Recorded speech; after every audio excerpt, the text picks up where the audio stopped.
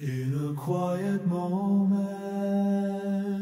before the break of day, the sun stepped aside, a troubled heart to pray.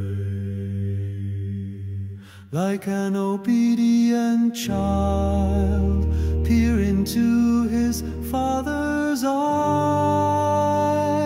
Take me from this hour, unless your will denies.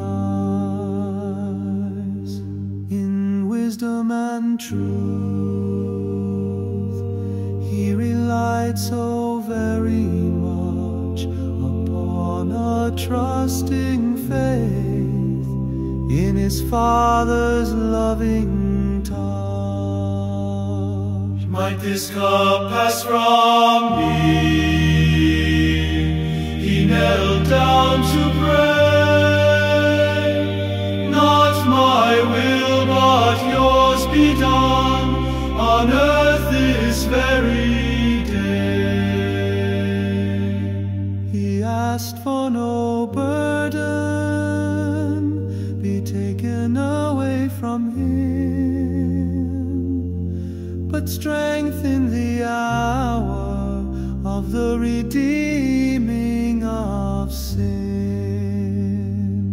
so we may understand